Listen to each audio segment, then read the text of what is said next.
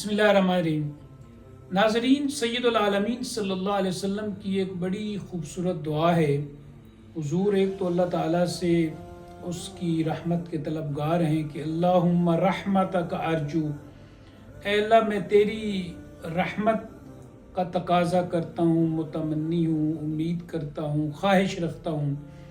اور آگے کے جو الفاظ ہیں وہ بڑے ہی خوبصورت ہیں، اور ظاہر بات ہے ہمارا اپنی ذات پہ کنٹرول کبھی کم ہو جاتا ہے اور ضبط نفس کم ہو جاتا ہے، تو فرمایا کہ فلا تکلنی الی نفسی طرفت عین، اے اللہ مجھے پلک جھپکنے کے برابر بھی اپنی ذات کے حوالے نہ کرنا۔ یعنی اگر میرا کنٹرول اپنی ذات پر ہو تو ہو سکتا ہے کہ میں غلط کام کروں، لیکن اگر تیری ذات کا سہارا قائم رہے اور تیری رحمت کی چادر تنی رہے اور تیرا فضل میرے شامل حال رہے اور تیرا کرم کا بادل برستا رہے، تو یقیناً میں کبھی راستے سے بھٹک نہیں سکتا۔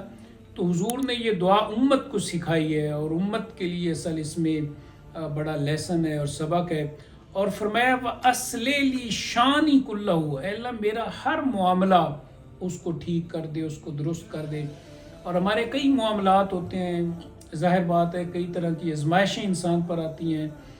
کبھی انسان صبر کی آزمائش میں ہوتا ہے، کبھی شکر کی آزمائش میں ہوتا ہے، کبھی کسی کی جان چلی جاتی ہے، کبھی نفس کا غلبہ ہو جاتا ہے، نفس کی طرف سے آزمائش آ جاتی ہے۔ تو کئی طرح کی آزمائشیں جو ہیں ان کا ہم شکار رہتے ہیں۔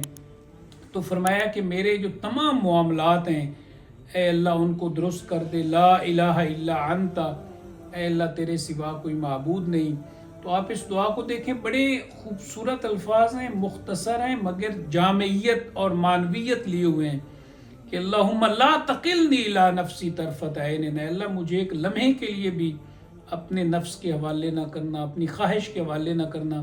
خواہش کا جھکڑ چلتا ہے تو انسان کبھی ادھر چلا جاتا ہے، اور ادھر کا جھکڑ چلتا ہے تو کبھی ادھر چلا جاتا ہے۔ تو بڑا ضروری ہے کہ اللہ کی رحمت جو ہے وہ ہر حال میں ہمیں میسر رہے۔ وآخر دعوانا ان الحمد للہ رب العالمین۔